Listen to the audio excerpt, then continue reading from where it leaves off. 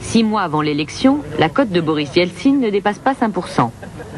Normalement, un tel score devrait signer la fin de sa carrière. Mais c'est sans compter le spin, tout le spin. Yeltsin invite au Kremlin les meilleurs spécialistes. Comme la plupart d'entre eux, Alexis Sitnikov a été formé à l'étude des opinions publiques à Palo Alto, en Californie, la meilleure école. Notre équipe a fait pas mal de recherches et mis au point des méthodes uniques d'interrogation, notamment psychosémantiques. Sur cette base, nous avons fait une enquête d'opinion très approfondie où il ne s'agissait pas d'interroger les gens sur leurs préférences, pour qui comptez-vous voter, etc., mais de mettre en évidence des associations d'idées involontaires et découvrir des choses dont les gens n'ont même pas conscience.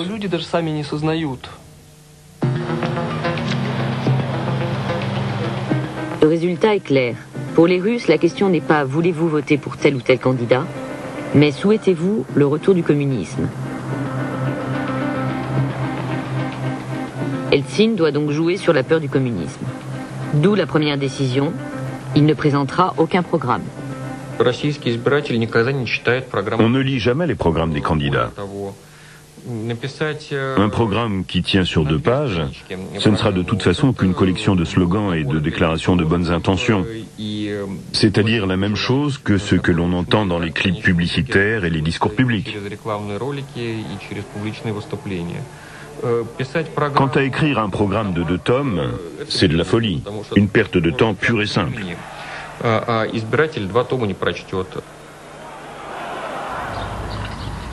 À la place d'un programme, l'équipe de Yeltsin élabore un parcours du combattant à travers tout le pays.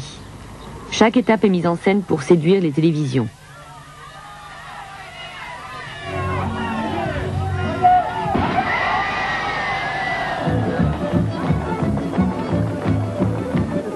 Pendant que Yeltsin fait la une des médias, son équipe à Moscou inonde la télévision de publicités politiques.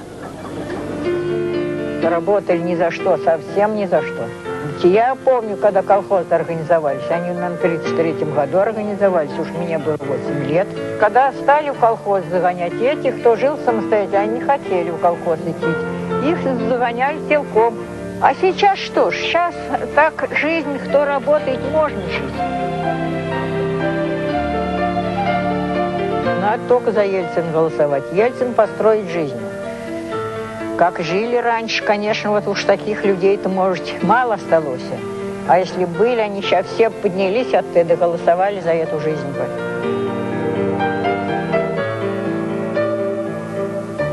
Il y a une pub pour chaque génération. Et même si la jeunesse est pour Yeltsin, ce spot doit la convaincre de se rendre aux urnes. А что мы здесь делаем? Делаем-то мы здесь чего? Мы же не голосовали.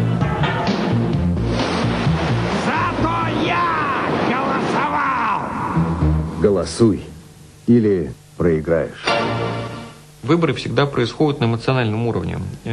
Une élection, ça se joue toujours sur l'émotionnel. Et je dirais que le slogan de la campagne de Yeltsin, « Vote avec ton cœur », était moins un appel lancé aux citoyens russes que la constatation d'un fait.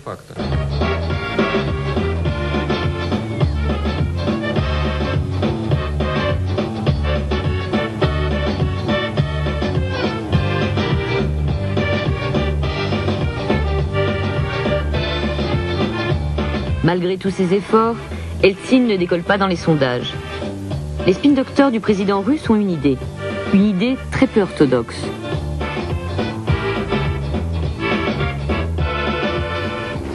Depuis 18 mois, le président Yeltsin a lancé une guerre sans merci contre la Tchétchénie, qui avait proclamé son indépendance. Des villes et des villages sont rasés, des milliers de civils tués. L'armée russe piétine. Les derniers sondages sont formels. Les Russes souhaitent la fin des combats. Promettre une paix improbable, un très beau coup des spin doctors. Le voyage de Yeltsin en Tchétchénie, c'était un élément de la campagne. On avait compris que ce serait un beau coup, que la Tchétchénie était un problème clé. Et que si on ne faisait rien dans ce domaine, ce serait un gros moins pour le président sortant et que toute action serait un plus. Du point de vue de la campagne, l'important c'était de faire quelque chose de spectaculaire. Le principal, c'est que ce soit beau à regarder.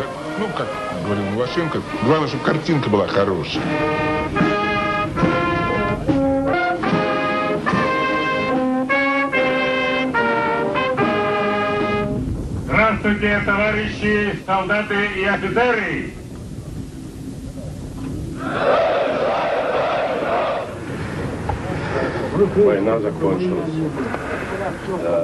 Son voyage ne met évidemment pas fin à la guerre, mais il le fait remonter dans les sondages.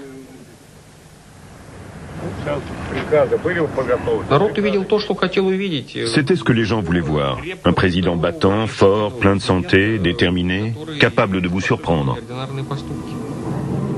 Le premier tour a lieu le 16 juin 1996. Les résultats sont conformes aux prévisions. Boris Eltsine devance le candidat communiste 35 à 32%. Tout marche donc comme prévu, sauf le candidat. Quelques jours après le premier tour, Eltsine a une crise cardiaque. La situation était plus que dramatique. Il n'était pas question de se retirer ni de proposer un remplaçant, car à l'époque cela aurait voulu dire rendre le pouvoir aux communistes. La maladie de Eltsine restera un secret d'État. Pendant qu'il lutte contre la mort, ses spin docteurs imposent à la télévision de vieilles images du président russe en pleine forme. Avec les technologies actuelles, on aurait très bien pu décider de montrer au pays un Boris Eltsine faisant du saut à la perche ou courant le marathon. Il n'y a rien d'impossible pour la technologie d'aujourd'hui.